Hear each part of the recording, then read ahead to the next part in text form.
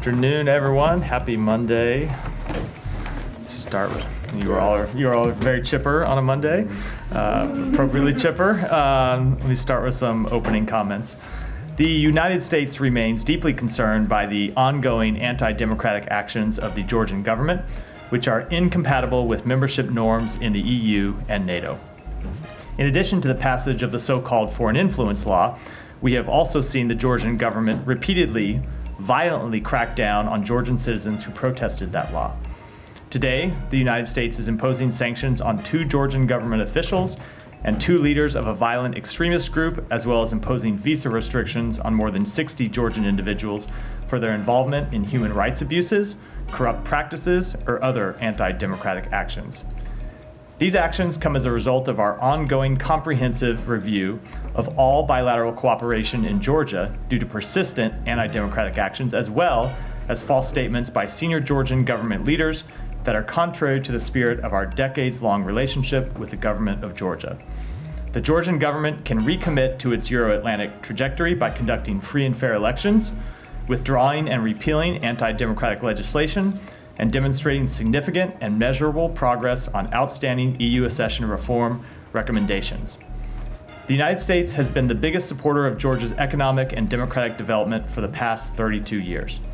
Our assistance has focused on making Georgia stronger, more prosperous, and a more capable country, a country more capable of defending its sovereignty and territorial integrity.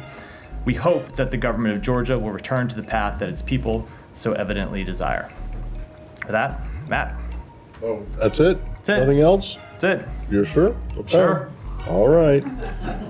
If I change my mind, I have the podium for I don't know, however much longer I stay up here. Okay. Can before we move on to the Middle East and Ukraine, can I just ask you, is there any more, any detail you can provide about the release from China of this American citizen pastor? David Lin, no. Only that we welcome David Lin's release from prison in the People's Republic of China. He has returned to the United States and reunited with his family for the first time in nearly 20 years. Okay, but that's not saying a whole lot. I mean, this is obvious. Every time the secretary or anyone else goes to China, they've raised the cases of detained Americans there. Can you say whether you think that his release was the result of those interventions? I'm not gonna, what I will say is that you're right, Matt. Every time the secretary has met with Chinese officials, whether it be in China, whether it be here in the United States, or whether it be in other places where we've met with Chinese officials around the world, he has raised the case of David Lin and other wrongfully detained Americans, and we continue to push for the release of other wrongfully detained Americans. When it comes to David Lin, we are glad to see his release. We welcome it, and we'll continue to push for the release of other Americans. Yeah, I'm just trying to get it. I mean, did the Chinese just do this out of thin air, or was it something that you've been, It's something that we have been working on for some time. I think I'll leave it at that. Okay. Humera. I'll just Sean, sorry, you were speaking. Humera had her hand, you had words. I'll go to Humera and come to you next. do one quick follow-up. If they want to stay in China. Sure, yeah, Just, go ahead. do you think that David Lin's release Means anything positive about the potential release of the other Americans who are wrongfully detained in China currently? So I don't want to try to forecast one way or the other, and other than to say it's something that we continue to work on. As you know, when the secretary went to Beijing last June, we were trying to restart the relationship so we could work together, not just on the big issues that face the world, where we thought it was important that we have an open line of communication, but also a number of bilateral concerns. And one of the bilateral concerns that we have had is the wrongful detention of American citizens. And so we are pleased to see David Lin's release. It's an important step forward, and we're going to continue to push for the release of other Americans. Can we just follow up? Sure. Can the State Department provide a number? How many Americans have been wrongfully detained in China So currently? I don't have a number here, but there are a number of Americans that we are still working to see released. Mark Swiden is one. Kai Li is another. And then can you please remind us when it was the last time Secretary Blinken met with the Chinese Foreign Minister Wang Yi?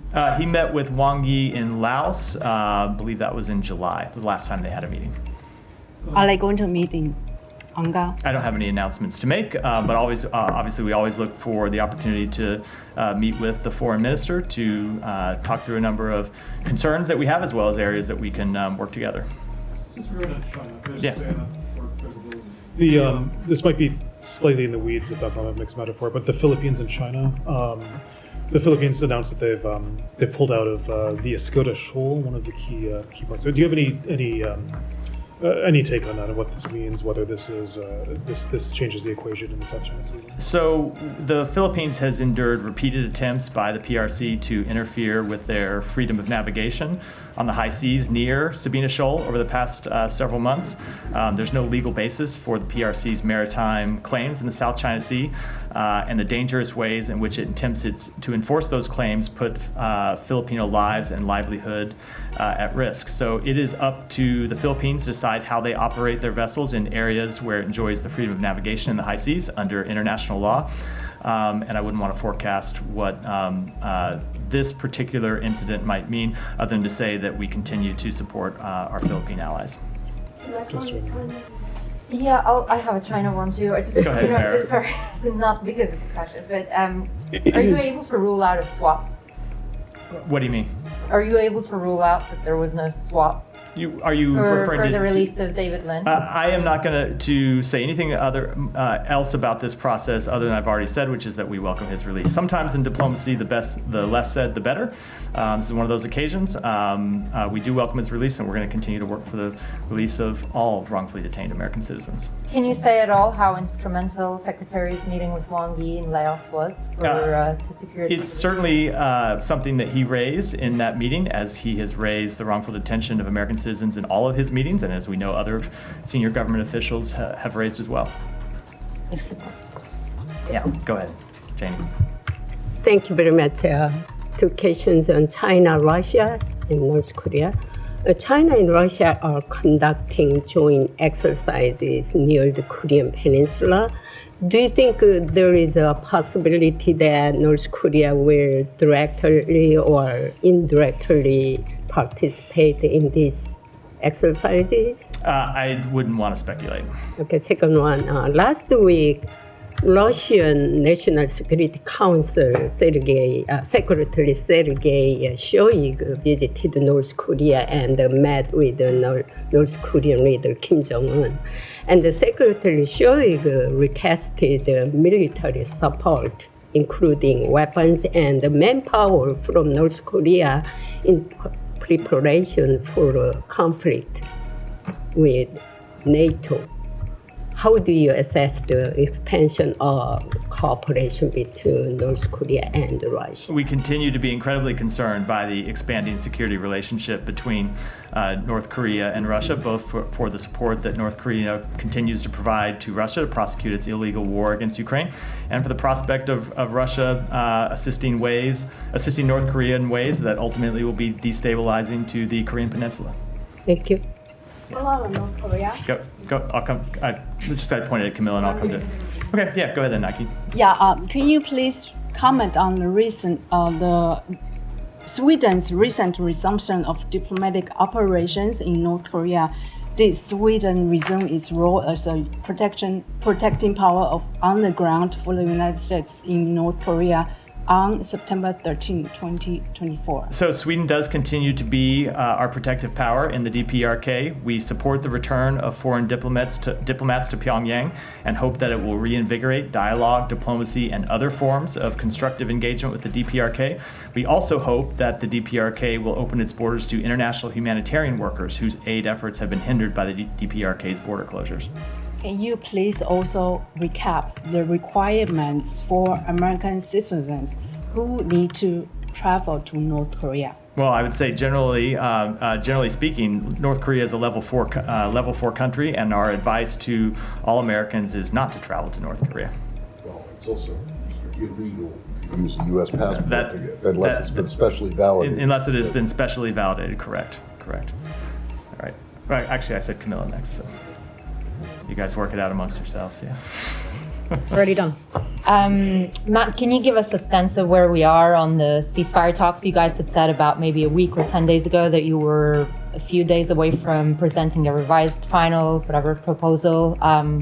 which hasn't come through? What's holding it up? We continue to engage with our partners in the region, most specifically with Egypt and Qatar, about what that proposal will contain, and making sure, or trying to see that it's a proposal that can get the parties to an ultimate agreement. Don't have a timetable for you other than to say that we are working expeditiously to try to develop that proposal, try to find something that would bring both the parties to say yes and to formally submit it, but like I said, I don't have any updates on timing. It's been out there that the main sticking points are Philadelphia corridor and hostages, prisoners. Would you say those are still the main sticking points that's holding it up? Correct. I promise you. Camilla will go next. Thank you. So opposition leader Yair Lapid was just here meeting with the secretary. Do you have any readout from that meeting? I don't. I haven't spoken to the secretary since the meeting. I'll be happy to cover it in the briefing tomorrow. Okay. And also, Israeli Defense Minister Yoav Gallant reportedly during his meeting with Amos Hochstein, he said the only way left to return the Israeli residents to the north to their homes is via military action. Do you have any comment on that? That sounds like things are not going well with diplomacy. So I'm not going to comment about what took place in a private meeting, certainly one that took place between a White House official, not a State Department official, and a member of the Israeli government. But we have long made clear that we believe a diplomatic solution is the correct way, the only way to bring calm to the north of Israel and allow Israeli citizens to return to their homes. There are tens of thousands of Israelis who have been away from their homes for almost a year now, and certainly an expansion of the current conflict in the north is not something that would get them back to their homes in the near future at all. So we'll continue to push for a diplomatic resolution. And in our conversations with Israeli officials, they have always made clear, I think you've heard them say publicly on a number of occasions, that they would ultimately prefer a diplomatic resolution. Can I follow up on that? Yeah. What's the current situation now on the northern? Is it the risk is higher? What's your assessment, the U.S. assessment to that? So we continue to see strikes back and forth across the border, as you know, because you see them publicly. Both Israel targeting Hezbollah militants and Hezbollah facilities and Hezbollah infrastructure, as well as Hezbollah launching rockets and drones across the border. So that's something that is obviously was taking place before October 7th, but has really continued at an elevated pace since October 7th. And the point we have continued to make to Israel and other parties in the region is that ultimately this is something that needs to be resolved diplomatically. And I think the issues here are well known. It's very tough to achieve a diplomatic resolution to the conflict across the blue line as long as there is ongoing conflict in Gaza. And so that's not the chief reason, but one of the primary reasons why we continue to push to get a ceasefire in Gaza, because of the possibility we believe it would unlock for calm in the north. Not only Gallant, also Netanyahu said that today he told the U.S. envoy that Israel will do what's necessary to ensure its security and safely return the northern residents to their homes. In case Israel decides to enter into war with Hezbollah, what would be your position? So I'm not going to deal with hypotheticals, but certainly we believe that the best way to ensure that Israeli citizens can safely return to their homes in the north is a diplomatic resolution. In the same way we believe a diplomatic resolution is the best way to ensure that the tens of thousands of Lebanese who have been displaced from their homes in southern Lebanon can return home as well. Are there red lines? I'm just not going to. I'm not going to speculate at all about how this may unfold, other than to say we continue to push for a diplomatic resolution, and we do fundamentally believe it's in the interests of all the parties. Saeed. Thank you, Matt. But to follow up on this question, basically Hezbollah said that the best way to have the people return is basically to achieve a ceasefire in Gaza. I think they stated that time and Correct. time again. So. I mean, that's a caveat there. So, and going back to what you said to Humaira on the talks, where they are. Now, it is said that this week you're going to submit a new proposal. Can you update us on this thing? I don't have any update from the answer I gave to Humaira 6 minutes ago, which is something that we are working on. But we are looking at a new proposal sometime. Yeah, we are working to submit a new proposal that we, along with Egypt and Qatar, that hopefully would get us to the finish line. A couple more questions. Reports say that the medicines in Gaza are just totally empty. I mean, the stocks of medicines in Gaza are totally empty, and the situation is very dire. Can you update us on your effort, in terms of whether it's humanitarian aid or medicines and so on? I mean, especially since the dismantlement or the removal of the pier. Yeah, we continue to work to get medical supplies into Gaza. We know there's a severe shortage of medical supplies there. It's something that our special envoy for humanitarian issues, Lise Grande, works on. And it's kind of, I'll say we work on that with our international partners, chiefly with humanitarian groups. And if you look at the success that we had in the last few weeks with unlocking a polio vaccination campaign that has now completed the first round of vaccinations for, I think, 90% of Gazan children, and is moving into the second phase of inoculations. That is the type of work that we're trying to do with all sorts of medical supplies to make sure that not just food and not just water, which is what people typically focus on when we talk about humanitarian assistance, but also medical supplies are making it into Gaza to get in the hands of doctors and other health care professionals who need to provide them to their patients. And you think that Israel is doing all it can do to allow supplies in? I think there are certainly a number of issues that we work through all the time, logistical issues, bureaucratic issues, and what we work on is trying to unlock those issues wherever they arise, whether they be with the government of Israel, whether they be with the various UN agencies that are operating inside Gaza, to try to make sure that medicine as well as food and water can get to where it actually needs to go. Matt, I mean, in the last couple of days or 3 days, the Israelis killed 88 Palestinians in Gaza.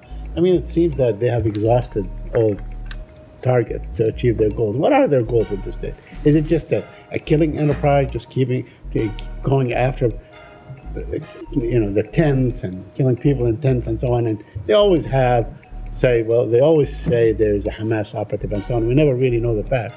But is it worth it to keep killing these innocent people, to go after maybe one Hamas fighter? Let me make clear what we want to see. We want to see a ceasefire. We want to see a ceasefire that brings an end to the suffering of the Palestinian people in Gaza. I will let the government of Israel speak to what their military goals are, but we have been quite clear that we think the path forward is to get a ceasefire that brings the hostages home, that stops the daily death and destruction in Gaza, that allows humanitarian assistance to move in a much improved manner, and that ultimately unlocks the possibility of lasting calm. And a couple more on the settlements. Israel is building a settlement on a historic site as designated by UNESCO. Are you doing anything to dissuade Israel from building on this very site? So in Batir next to Beit Lahem? Sorry. So as we've said before, settlements are inconsistent with international law. They run counter to efforts to achieve an enduring peace. Our understanding is that this particular settlement that you refer to south of Bethlehem is part of 5 new settlements that the Israeli cabinet approved in June. You heard us speak out against those settlements when they were approved, and we have spoken out against them since then, not just publicly, but also privately in conversations with the senior-most members of the Israeli government. Ultimately, we think that the settlement program doesn't just harm the Palestinian people, but it hurts Israel's peace. It hurts Israel's long-term security, and that's what we'll continue to impress upon the government of Israel. And finally, last week when the Israelis raided the Jenin camp, right outside the camp, there's a Hamdan family in a small apartment. They always take their apartment to be a sniping post and so on. They ruined the apartment and so on. They destroyed everything, but they also stole Ashraf Hamdan, who was 13 years old. They stole his PlayStation. You believe that the Israeli army should either give him back his PlayStation or compensate him for that? The last I looked, it was like $207. So I'm unfamiliar with the facts of this case. I don't want to speak to a specific incident in which I'm unfamiliar. But no, obviously a child's PlayStation in any event should not be taken away from them in the first place, and if so, should be returned. So they should either give it back to him or compensate. So I'm just telling you, I can't speak to the facts of this case. I've only heard what you've presented to me. But just as a general rule, of course, children's toys should not be taken from them, and if they are taken, they should be returned. I think that's a pretty safe principle. Yeah. Can I just ask about the West Bank, just go back to the killing of American Turkish citizen Ayşenur Egi from last week, because the secretary commented on it while he was traveling. I just want to clarify a couple of things. So the IDF said effectively that it was an accident, but then we had reporting, namely Washington Post, saying the shots were taken after the peak of the protest. So there are discrepancies suggesting that perhaps it may not be an accident. What is the U.S. assessment on how she was killed? So we are going to await the full criminal investigation that the government of Israel has launched before we make any determinations. Obviously, we are reading very closely the eyewitness accounts, and there have been numerous eyewitness accounts of what happened. You heard the secretary speak to those eyewitness accounts when he made his comments in London last week. Whether the eyewitness accounts are true, whether the accounts that the Israeli government made public are true, ultimately, this is a death that never should have happened. It's a killing that never should have happened. And it's why the secretary made clear that the Israeli security forces' rules of engagement need to be changed. So you don't continue to see the killing of unarmed civilians who are doing nothing more than showing up at a peaceful protest. Right. A couple of things there. When do you anticipate this criminal investigation to conclude? I don't have a timetable. I would refer to the government of Israel to speak to. It's ultimately their investigation. Right. But what we have said to them is that we want the investigation to be prompt, we want it to be thorough, and we want it to be transparent. And is U.S. considering to launch its own investigation, given she's a U.S. citizen? We're going to await the outcome of this investigation before we make any further determinations. Okay. And has there been any communication with your Israeli counterparts or IDF since Secretary called for a change in their rules of engagement? Have they assured you that they will take it seriously and they will make changes? There have been ongoing communications about this. The same concerns that the Secretary raised publicly, we have raised privately to them. Those conversations are ongoing, and I don't want to speak to them in any detail at this point. And just why isn't the U.S. committing to an independent investigation, given that she was a U.S. citizen? We want to see a transparent investigation, and if accountability is appropriate, we want to see accountability. I think before calling on any further steps, it's appropriate to let the first investigation play out. Now, if the first investigation plays out and we are briefed on the results and we are briefed on the process and we are briefed on the underlying facts and we're not satisfied, we will of course look at whether any other measures are appropriate, but we think it's appropriate in this instance to wait to let that first investigation play out before we go to any other steps. Okay, one final thing. When you say you guys want this criminal investigation to be conducted promptly,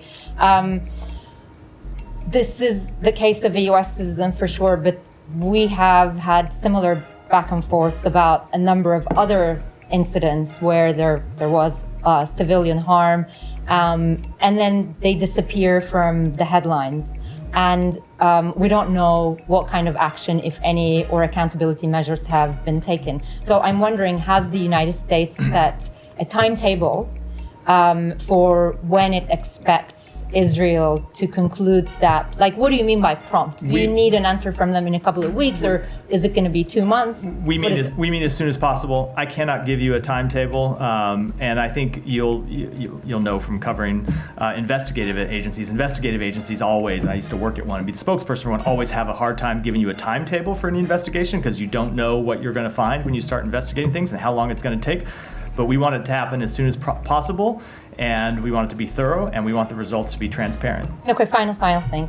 Can the U.S. commit to seeking accountability for its own citizen on this case? So it depends what you mean by accountability, right? If the investigation shows that someone acted inappropriately, in violation of the law, in violation of the rules of engagement, in violation of IDF code of conduct, yes, of course we want accountability. But we also want a change that will prevent this kind of thing happening again. So you have long-term accountability to ensure that American citizens and others, Palestinians, citizens of other countries, aren't killed just for showing up at a peaceful protest. All right, go ahead. You expect Israel to make changes in their rules of engagement, but actually I remember there was an interview with Rachel Corrie's family last week, and they said this has been said by Secretary Blinken to Rachel Corrie's family before that. Israel already promised to make changes to their rules of engagement. and they cited a meeting with Secretary Blinken in 2011. So considering that, 2011, 21 maybe. Excuse me. No, just 2011. So considering that, there haven't been any change in their rules of engagement, because another UN worker was also killed by an Israeli sniper after the killing of Ayşenur. So it seems that there's no change in Israel's rules of engagement. Like what further steps? So I cannot is the speak US going to. Sorry. I cannot speak to what changes they may or may not have made over the past few years, but any changes that they have made ultimately haven't been sufficient in preventing these kind of incidents from occurring, which is why the Secretary said last week that we want to see updates to their rules of engagement. That's what we're going to continue to engage with them. Ultimately, it is the results that matter here, and when you see American citizens and others showing up at peaceful protests and being killed, it is a problem that we want to see addressed. Is that it? It's just change in their rules of engagement. Is that it? All the U.S. expects from Israel regarding the killing of their citizens?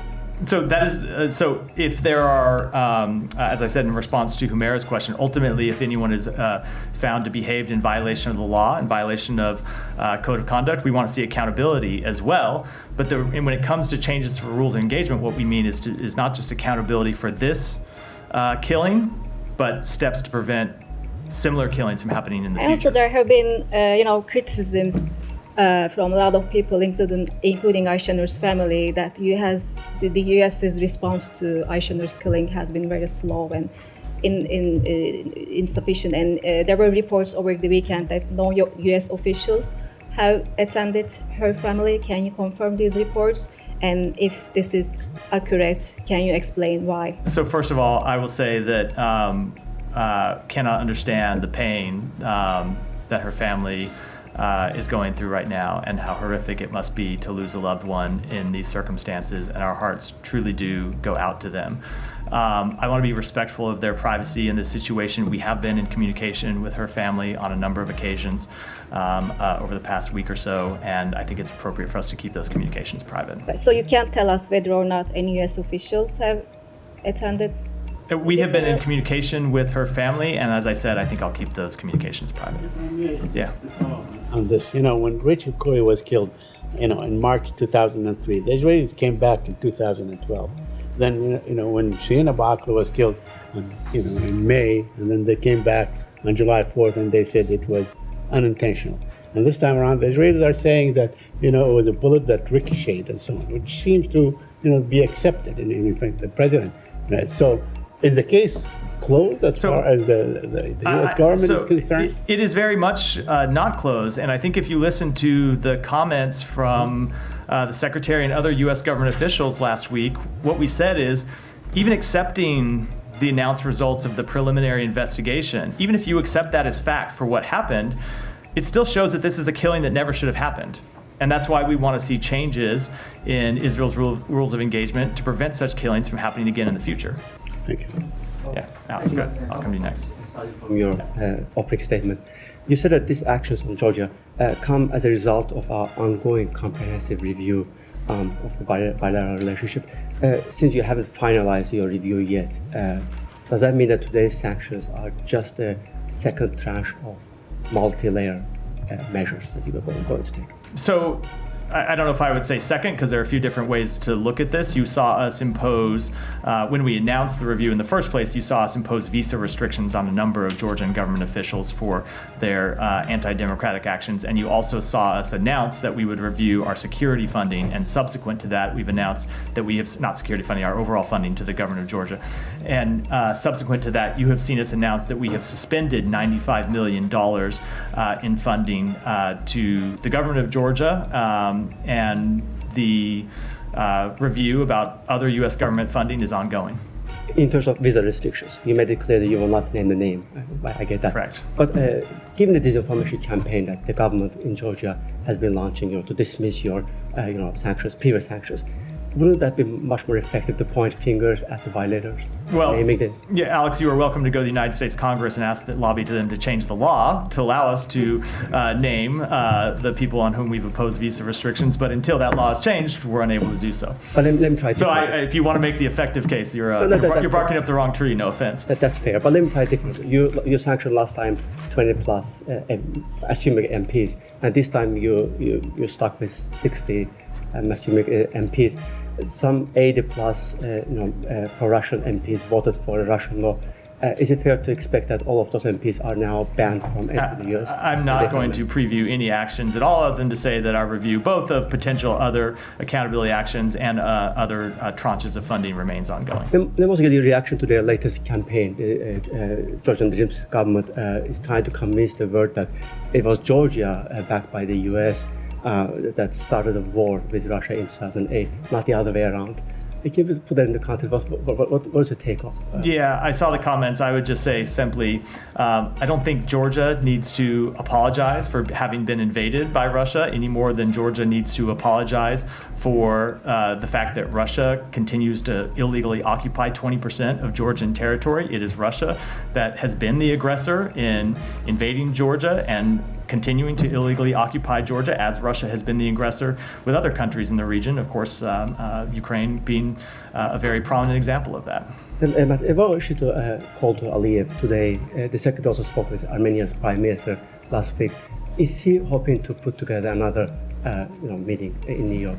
So I don't have any announcements to make. Obviously, we always look for opportunities to convene the foreign ministers of Armenia and Azerbaijan. We continue to support the efforts of both countries to reach a durable and dignified peace agreement. They have made significant progress towards finalizing a peace agreement, and we're committed to supporting them in any way that we can, including convening a meeting if that's helpful. I have one more, Iran, if I may. Today, you guys joined a statement with other countries, in terms of 2 years after Masa Amini's death. You guys have a law to impose sanctions, and other countries have done so. Why not using this momentum to announce the sanctions today? We have announced over sanctions on, I think it's over 500 Iranian entities and individuals since the outset of this administration. You've seen us in just the last few weeks announce additional sanctions on Iranian entities and individuals. Some of those sanctions have been for human rights abuses, repeated human rights abuses.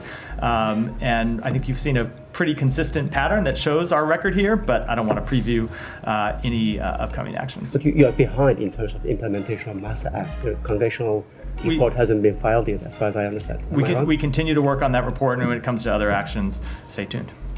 Frank, go ahead. Thank you, Matt. The White House has not contacted Ayesha Agi's family 10 days out from her killing. Eyewitnesses themselves tell us that they actually haven't been reached out to for any Israeli-led investigation. Our colleagues at the Washington Post, of course, as you might have seen, reported footage and testimony that seemed to reveal that the Israeli military misled the U.S. and the world in its initial findings of how and when Ayesha was shot.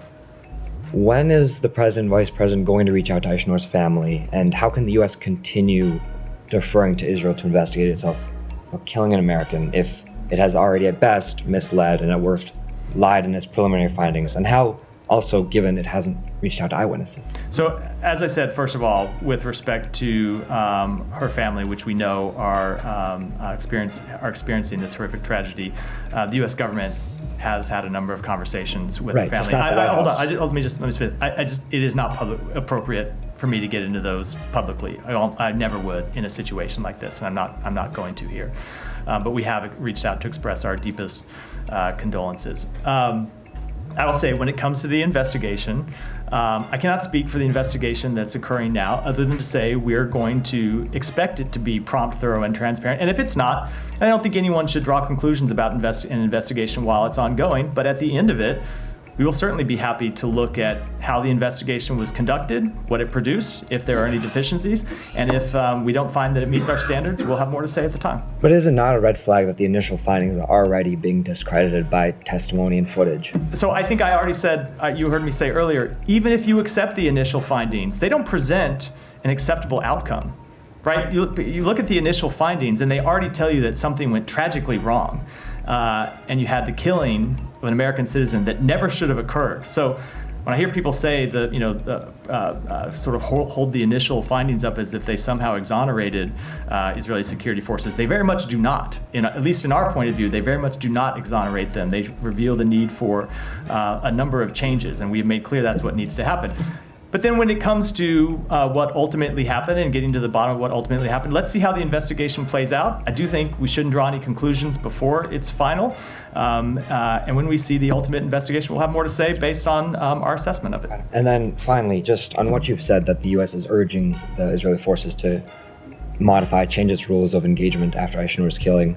Of course, there's also World Central Kitchen worker Jacob Flickinger, the teenagers Mohammed Kadour, Tawfiq Abdul-Jabbar, our journalist colleague Shireen Abu Akleh, peace activist Rachel Corrie, 40,000 Palestinians, which of course you've condemned as well, the killing of them. The logic would follow that the U.S. has unconditionally funded a military with evidently insufficient rules of engagement up to this point. So is there any U.S. reflection on that idea? The U.S. reflection on it is that Israel needs to change its policies, and we have made that quite clear. When it comes to the World Central Kitchen strike, we made clear that they need to change their deconfliction measures and worked with the UN to get new deconfliction measures in place. Now, those aren't perfect. We continue to see strikes that result in the death of humanitarian workers. We continue to see strikes in Gaza that lead to the tragic deaths of civilians. As you know, it is a very difficult place in which to conduct a military campaign because you have a terrorist organization that embeds itself and hides itself behind civilians, which is why it's the United States that is at the forefront of pushing for a ceasefire. And when it comes to actions in the West Bank, why it's the United States that's pushing for changes to the Israeli rules of engagement. As you point out, those attacks have still continued. So if these urgings don't continue, will there not be a consideration to condition weapons? We continue to work to get the best outcome possible, and we believe the best outcome possible when you look in Gaza is a ceasefire. So and that's why, hold on, let me just answer the question. And that's why we continue to work with Egypt and with Qatar to get a ceasefire over the line. Ultimately, we think that is the thing that would bring an alleviation to the suffering of the Palestinian people. Not any of the other steps we hear bandied about from time to time, but a ceasefire that brings a lasting end to the war. And when it comes to changes in the West Bank, it's the changes that we've proposed with others. Kylie, go ahead. Just to follow up quickly on that, you said that deconfliction is perfect.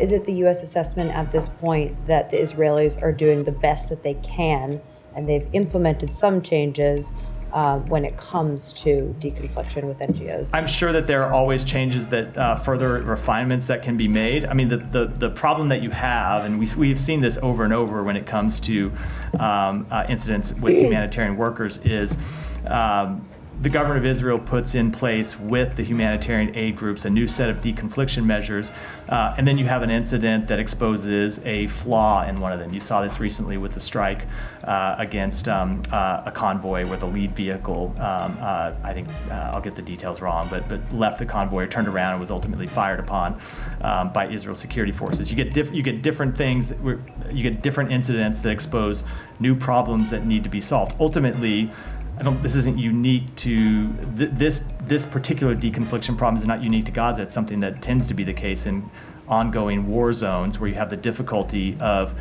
delivering humanitarian assistance while there is ongoing fighting. Now, of course, it is made even more acute because of the unique problem in Gaza of Hamas hiding itself behind human shields.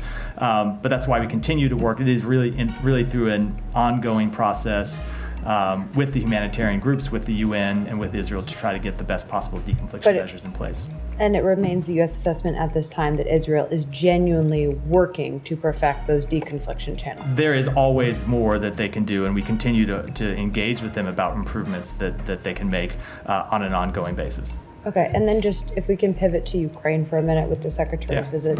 Last week, he came out of that visit saying that he and his UK counterpart would be presenting their findings with regard to the Ukrainians asked to strike deeper into Russia, and whether or not there would be a policy decision on that would hinge on President Biden's meeting with Prime Minister Starmer on Friday. That meeting is concluded. We haven't heard anything from you guys. So where does that conversation stand? Has there been a policy decision on that ask from the Ukrainians yet. So first of all, you're right. The secretary did say he would discuss his conversations with President Zelensky and other Ukrainian leaders, but he said he discussed them with the president, not with all of you.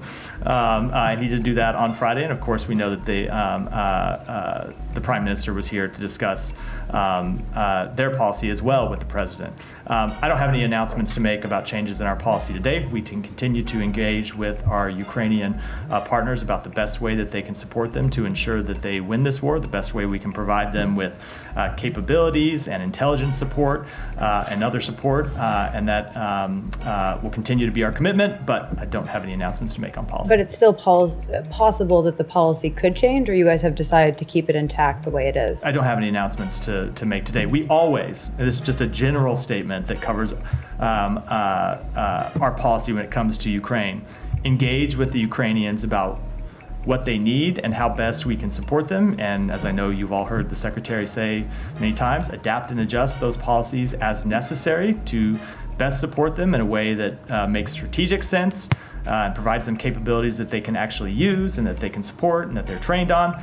And that will continue to be our policy going forward. So you don't think they need to strike deeper inside Russia right now? I said I don't have any announcements to make about changes today.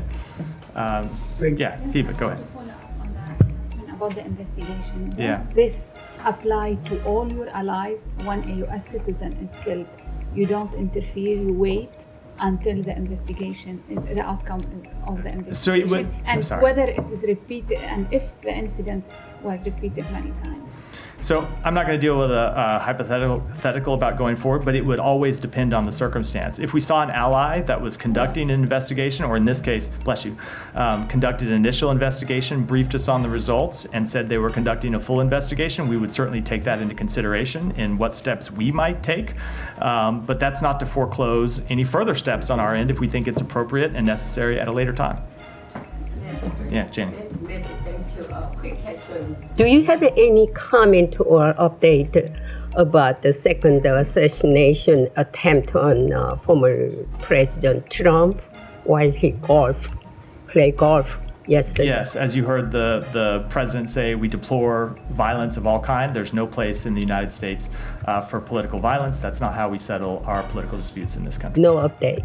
The U.S., the State Department's not the investigating agency. I would refer you to the FBI. Gotcha. Thank you very much, Matt. A couple of questions. Today, Undersecretary Bass was in Pakistan meeting Army Chief, Deputy Prime Minister, and a couple of other people, and they spoke about economy and security. Did they speak about democracy or Imran Khan at all, or no? So they discussed our approaches to expanding bilateral cooperation on economic and security issues, including countering terrorism and violent extremism, the importance of fostering regional stability and prosperity. This Undersecretary expressed his gratitude for Pakistan's continued cooperation in assisting Afghans in resettlement pathways to the United States, and we will continue to work closely with the government of Pakistan on all these issues. The following two questions about journalism. The other day, the Secretary spoke, and Mr. James Rubin spoke in detail about the Russian media, RT, and all these things. Now, don't you think that China, because last year, from what I remember, Mr. Rubin saying was that China is the one that spends the most money in propaganda, in fake news. Did I miss something here? Like, don't you think China is the one that should have been targeted, or their fake news and outlets should have been targeted? I don't think you should have seen Friday's announcement as any kind of exclusive announcement about one country only at the expense of others. We made clear we oppose countries all around the world using disinformation to mislead American citizens of other countries, and we'll continue to work to counter that. Just one more about a couple of times I've reminded you about Arshad Sharif, a journalist as well. Last week his wife showed the details that it was not just a natural shooting. His body had 12 wound marks on different areas. This is the podium where people raise the issues of those journalists who are either swallowed by these hyenas for their political gains, or different establishments uses their lives and plays with them. we come to you to ask for their support. Anything you can say further about this journalist and his investigation the U.S. could do? I don't have any assessment with this particular case. Obviously, we support the free exercise of journalism all around the world, Michelle. Thank you so much, Matt. Yeah, thank you, Matt. Why did the U.S. move or decide to move forward with all the U.S. aid to Egypt without the restrictions that it applied in the past for human rights concerns? So when we look at the foreign military financing that the United States provides to the government of Egypt, we assess it under a number of different factors. Egypt has played an important role over the past year in helping try to get to further regional stability. We've seen them play a really critical role in trying to get a ceasefire across the line in Gaza. We've also seen some improvements in the human rights situation in Egypt when it comes to the introduction of a bill regarding pre-trial detention, when it comes to the release of some political prisoners. We do need to see further advancements on human rights, and that's what we're going to continue to push with the government of Egypt. But those are the factors that we took into consideration when we made this decision. And one on Iraq, do you have any updates on the U.S. Military withdrawal from there? From Iraq, you said? Yes. I don't.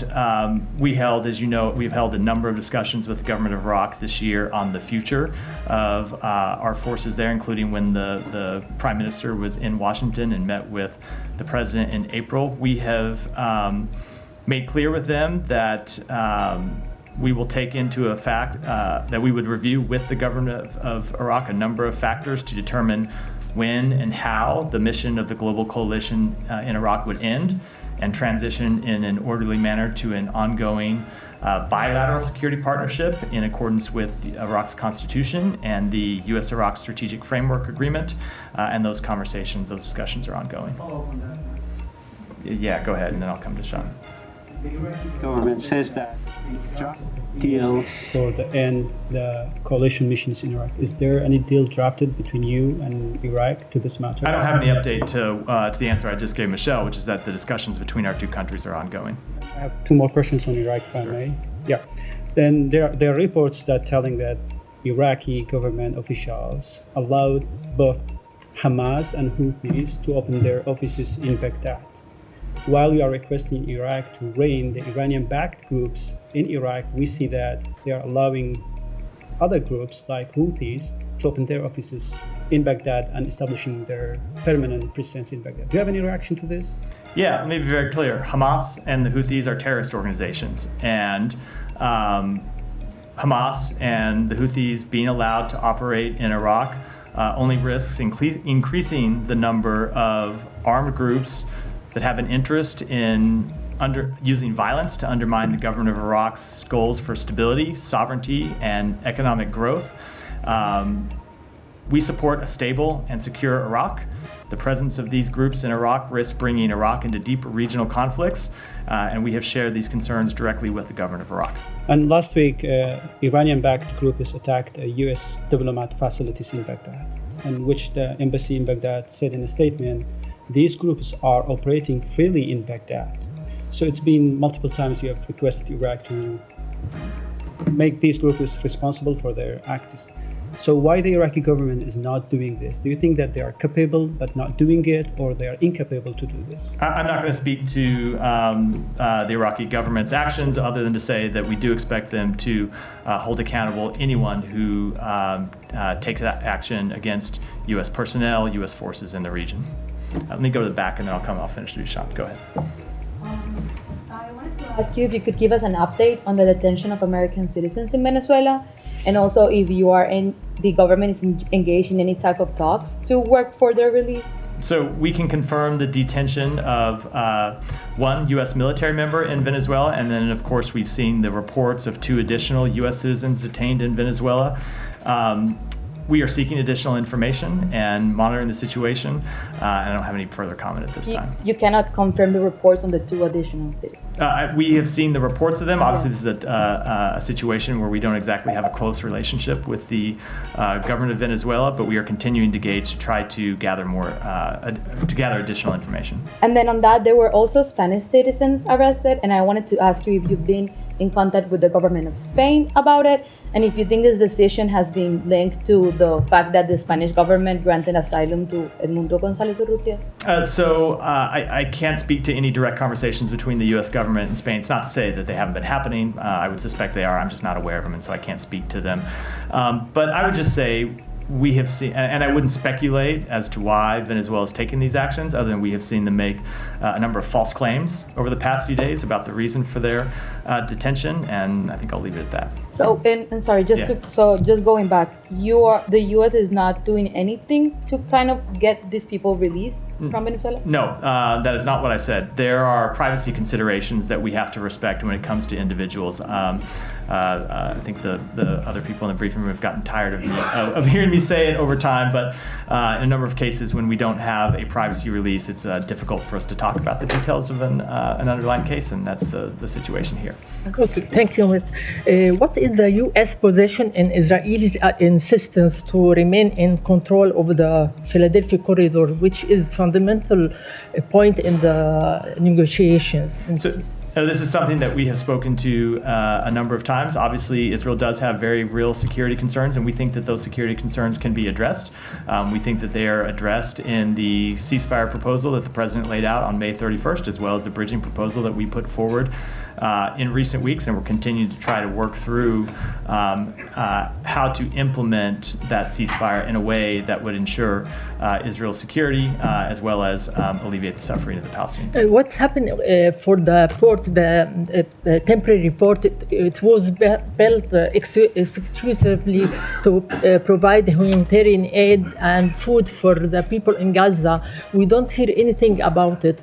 Is food and humanitarian aid used as a tool to pressure on Hamas? So I can't speak to why you don't hear anything about it. I can never speak to coverage decisions made by the press. I can tell you we continue to work on it. It continues to be something that we are incredibly focused on, trying to get humanitarian assistance in. We are seeing food and water and medicine, but ultimately, 11 months into this conflict, you have to step back and draw the conclusion that the way to get the massive amount of humanitarian assistance that we need to get in is through a ceasefire that would make it easier to get humanitarian assistance in and make it easier for it to move around and get delivered to the people who need it. All right, Sean, the more wrap for today. Can I just follow up? Assistant Secretary Liu, I believe, is in Bangladesh. Is or was. Do you have any readouts of his meetings? And more broadly speaking, in terms of the interim government, dealing with Muhammad Yunus, and how does the U.S. assess where Bangladesh is going? And also, I believe there's an announcement of U.S. aid assistance there. What's the goal of that? Yeah, so the Assistant Secretary Liu has been in Dhaka. He met with key advisors to the Bangladeshi interim government to discuss how the United States can support Bangladesh's economic growth, financial stability, and governance and development needs. While he was there, along with representatives from USAID, we signed with the Bangladeshi interim government a development agreement worth over $200 million in interim assistance, which will support governance, expanding trade, and creating greater opportunities for the Bangladeshi people to build a brighter and more prosperous future. I have a follow-up on that. Sean, you finish with the floor? Please. Yeah, go ahead. Thanks, We'll wrap there. Thank you, Matthew. The present context in Bangladesh already, I got one. I have two small questions. Let me go with the Islamist jihadist Mufti Joshimuddin Rahmani, chief of the Al-Qaeda-inspired militant outfit, and other militant kingpin from Harkatul Jihad and Hizbut Tahrir, and also Interpol wanted terrorists like Sweden Islam, Iman, and many more released from jail.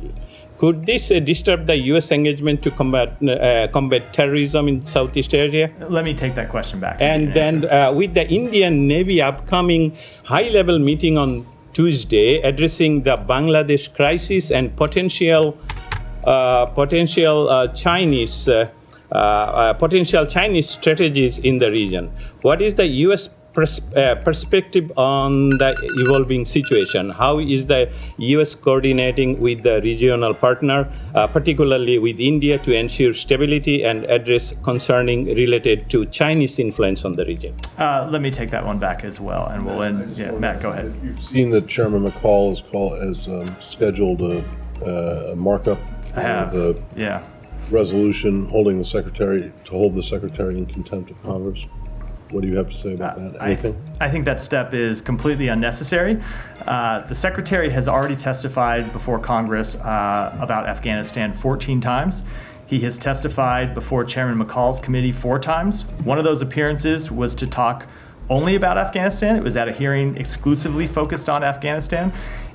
When the committee was conducting its review of our policy and comparing and compiling this report, we provided a number of officials from the department to testify before the committee and provided it information, as well as turning over thousands of pages of documents. And when it comes to the secretary's testimony, he's not available to testify, just isn't from a scheduling perspective, on the dates that the chairman wanted him to be there. And so we made him 2 offers. One is that the deputy secretary could come and testify on that date. And 2, if that wasn't acceptable, we would make the secretary available on a later date to come and testify. And for some reason, and I can't speculate what it was, the chairman decided to decline both of those offers and move forward with this contempt markup, which short circuits any type of debate between the State Department and his committee, rather than accept our offer to come testify before them. So you're not a fan?